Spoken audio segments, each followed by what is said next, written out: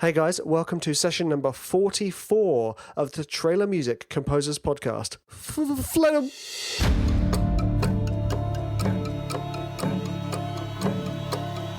One man who once met Brian May at his book launch. Welcome to the Trailer Music Composers Podcast. Hey guys, welcome to another session of the Trailer Music Composers Podcast. Here I am back in the woods today to record some more episodes for you.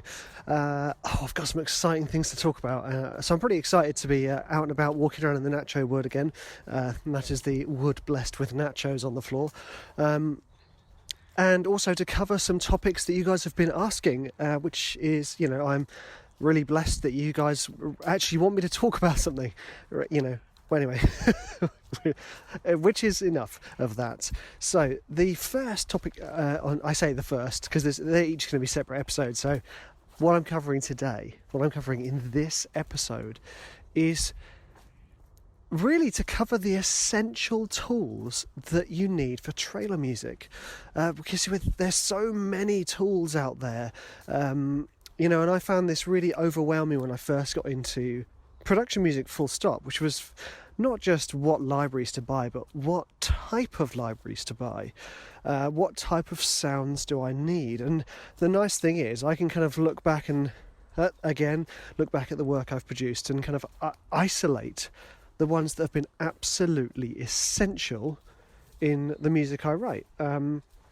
And what I'm going to do is I'm going to cover a few things, because obviously I like to reiterate the fact that trailer music isn't just epic orchestral or epic hybrid. Trailer music is pretty much any style of music that goes on a trailer. And there are a huge amount of genres that go in trailers, depending on what genre. Obviously, when we get into trailer music, most of us are aiming to get onto the big boys, like the Avengers franchise, for example. That's kind of like the paramount point we can reach.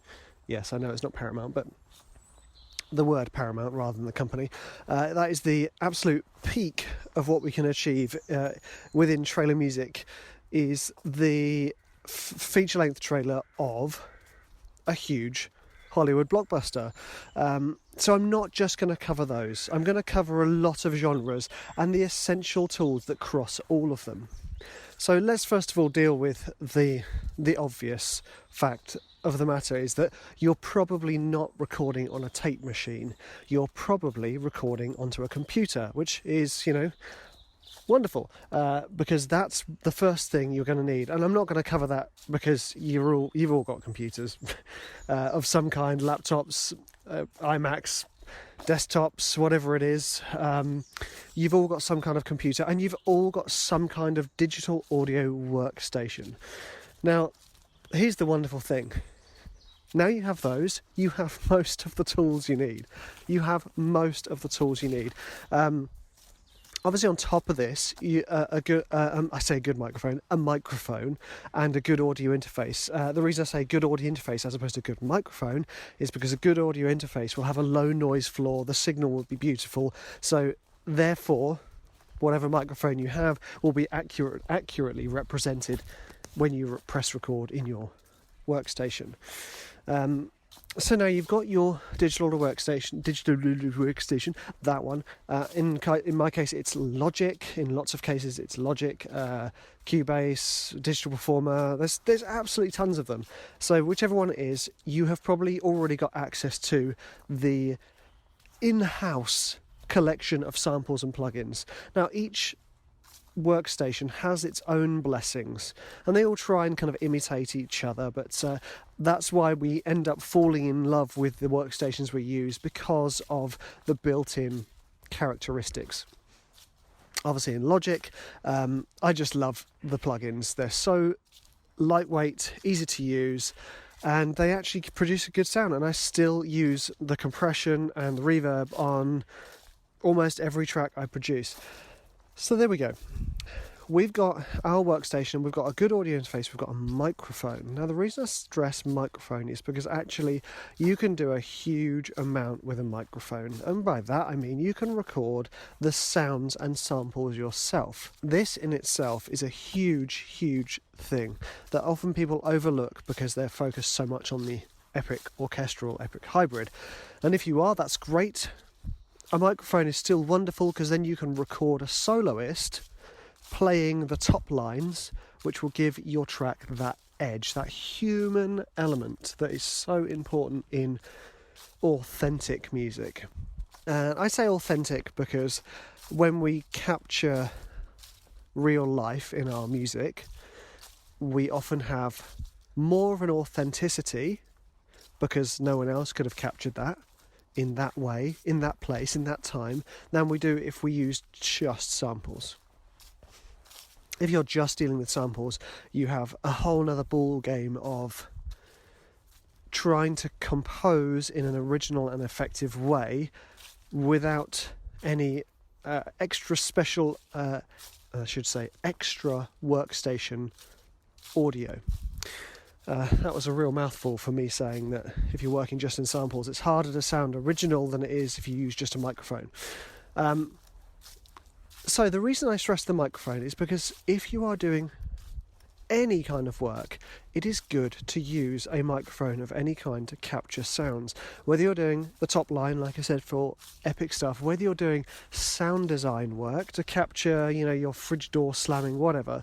So for instance, I've done some swish hits as a trailer music toolkit, boom. And one of the ones that got used on the Top Gun 2 Maverick trailer was me recording with my Rode NT1A, and I have the Apogee Duet, into an old laptop of mine so that I could get it at 96k because my desktop's actually quite noisy. Zipping up zips of my bags, throwing my wife's yoga ball on the floor, and I can't remember what the other layer was. It might have been me ripping up some paper, and I just sampled that, recorded it, boom, it lands on a Top Gun trailer. Isn't that amazing? And the effects I used were probably, knowing me, Logic's built-in effects with the possibility of some Sound Toys love. For those of you who have listened to previous interviews on this podcast will know Sound Toys are pretty popular. So there we go. We've got our computer, our workstation, our audio interface, and our microphone, which enables us to capture those sounds. Essential, I think. Now we're getting into the meat and two veg of the matter, which is, well, what about the samples? What are the essential samples for a trailer composer?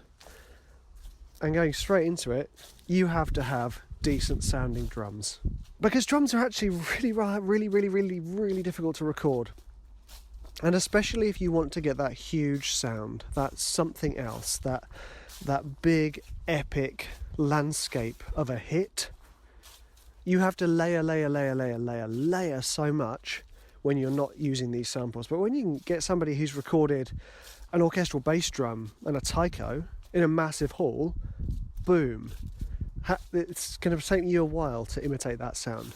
I'm not saying you shouldn't try and imitate it. By all means, knock yourself out. Not literally, metaphorically.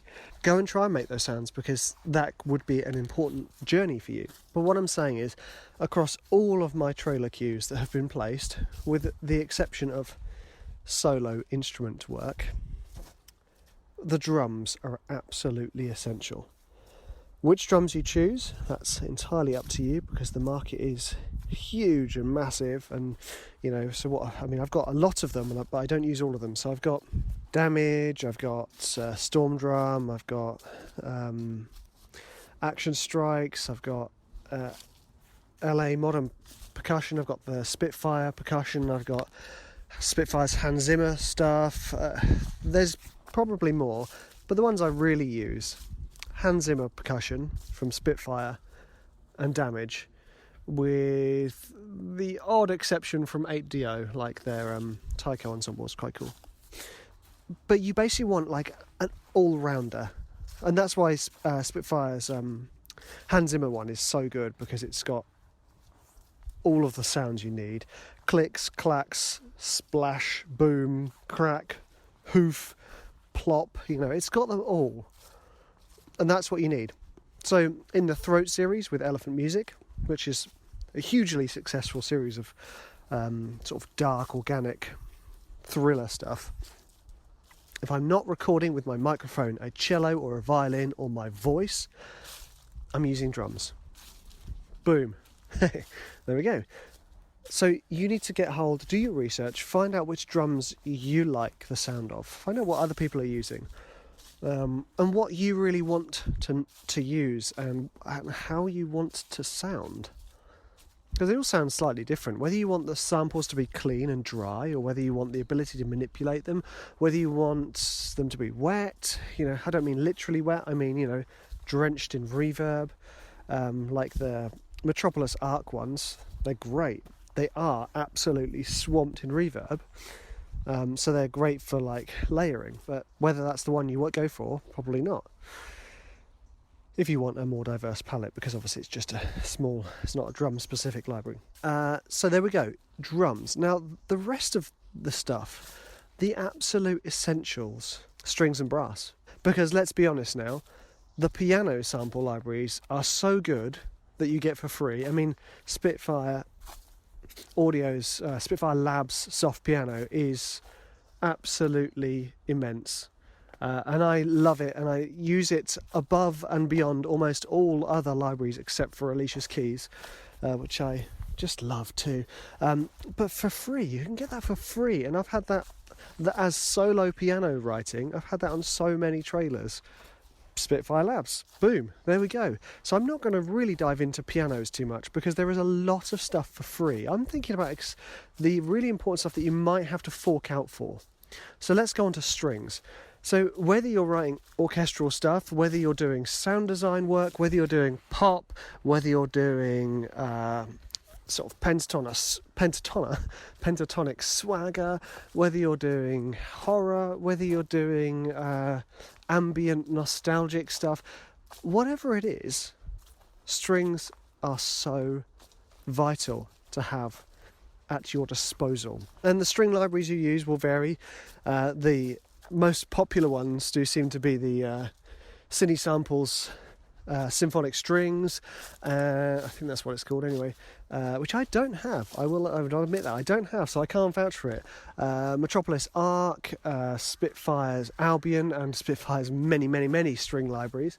East West's Hollywood's strings, LA's scoring strings. The list just goes on. But you'll find that you buy a library and you sort of use it for a bit, and then you find that there's things you just keep going back to. For me, the keep going back to is Spitfire Albion's initial release of Albion 1. The strings on that I still use every single day. They are beautiful. I have purchased more kind of in-depth string libraries just so I can have more like options like Divisi and violas. For instance, in Albion they didn't have separate strings. They were just like high strings, low strings, which was great, but one of the high string patches didn't go into the viola's range, which I found ever so frustrating. So yeah, we've got strings. I mean, to be honest, the most important part is, across all genres, is that they have a convincing legato patch, and they have a gritty and realistic sounding spiccato. I don't say staccato, because although if I was asking a player to play it, I would say staccato to the player, but when they're doing sample library staccatos, they're often longer than spiccatos. So it doesn't necessarily, for me, refer to the playing itself. It refers to the length of the sound. And for some reason, I'm probably getting some fellow music nerds screaming at me going, "Wow, that's obvious, Rich, because the bow's bouncing, it's going to be a shorter..." Excuse me, yes, you're probably right, but I'm saying with the sample libraries, the spiccato patches are often shorter, and we want that short, sharp attack. a lot of the time, whether we're doing action cues, horror stuff, you name it. So convincing legato, convincing shorts, which in this case for me is always spiccato. Sometimes it's staccato, but usually the staccatos are more like sluggish and sort of longer sounding.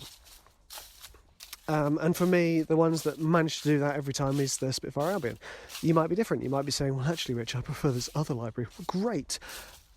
I just wanted to clarify the essentials. So you've got your strings, you've got your drums. You're like, great, Rich. Now what? I've got my microphone. I've got my bashed up old violin that I can record myself sort of making sweet violin love to. And we're now going on to the brass. Now, brass is really funny because actually, as with a lot of them, with a lot of sounds, almost fell over, it's layering.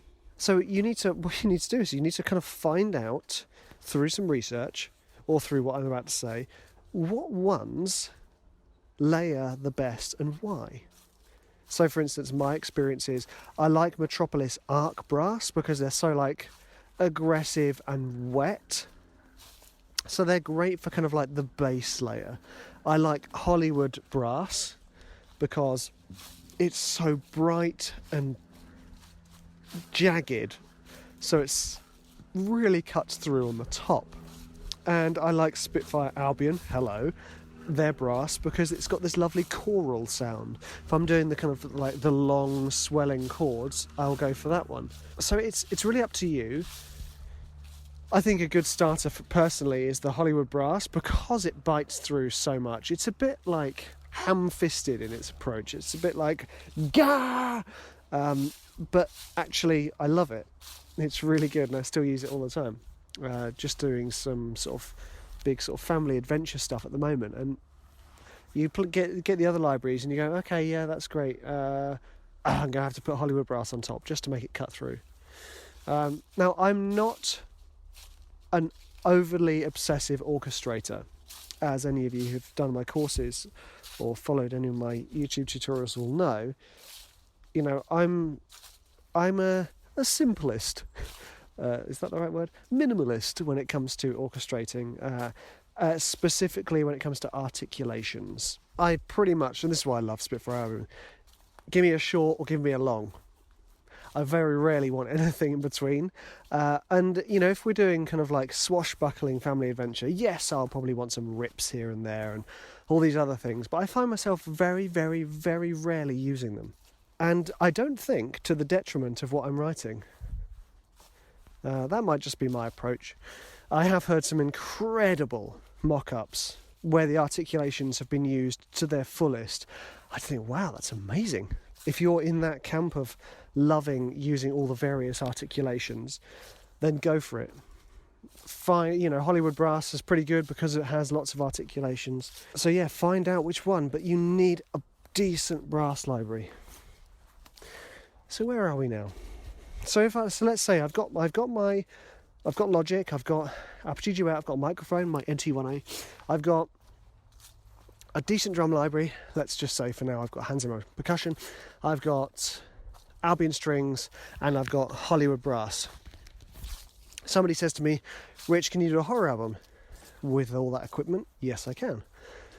Rich, can you do a dramatic fantasy album with that? Yes, I can. Rich, can you do epic hybrid work?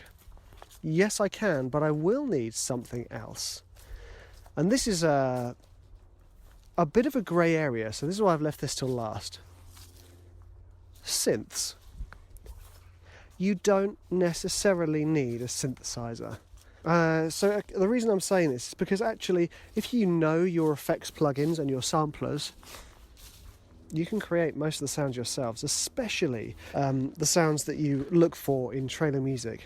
So for instance, on my YouTube channel, I've got a video of me making a track just from a sample of a screaming tap, right? So I just, with my iPhone, I sampled this screaming tap, which is like air trapped in the pipes. So I turned the tap on, it was like, it was amazing. So I just sampled it and just played around with the sounds, and I managed to create a decent wham, a decent bass, in fact, kick drum, hi-hat, you name it. If pretty much any sound source, you can create all of these various things if you just understand how the waveform moves and works. It's fascinating. So synthesizers, they are great for the fact that you can get some straight out of the box ridiculous sounds. And I don't mean ridiculous like silly ridiculous. I mean ridiculous like fat with a PH, fat sounds.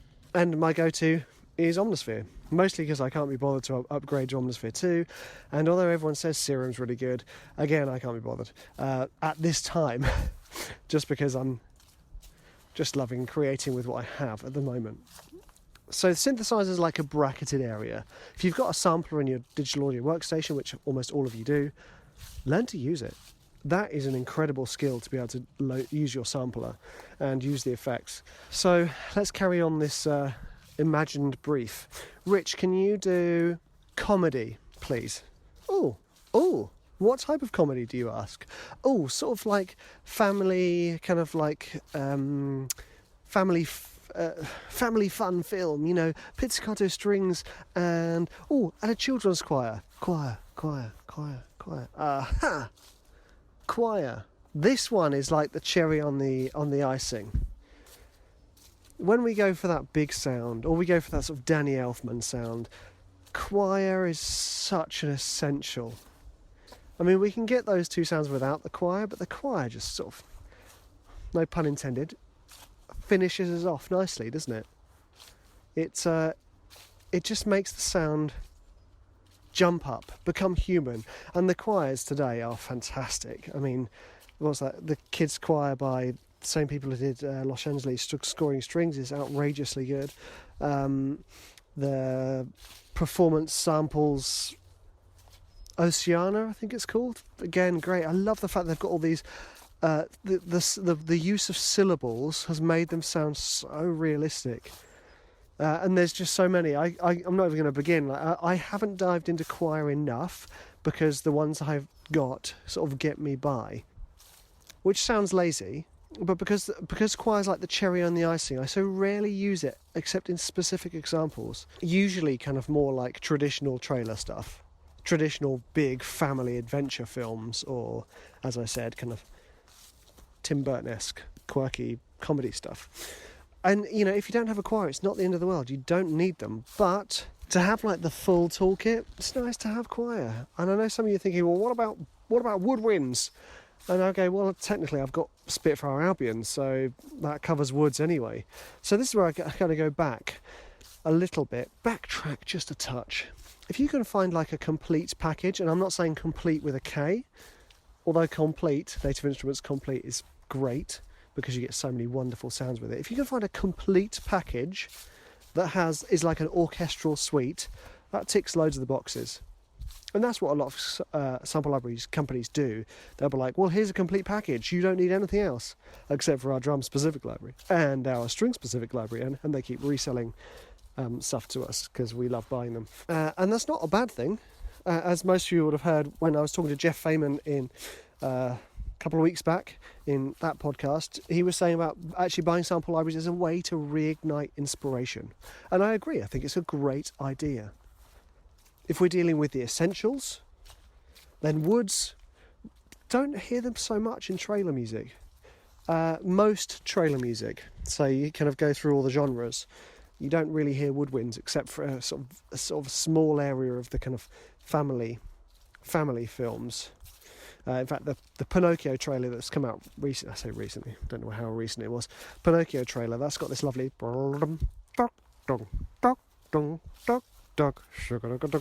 lovely bit in it at the beginning. Woodwinds. I don't know what, bassoon probably.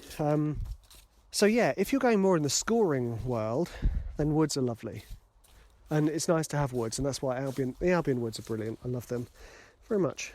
I know I should probably upgrade, but I just love them. Anyway, I think I've covered everything. The essential tools you need to make trailer music. You need a workstation, a decent audio interface and a mic.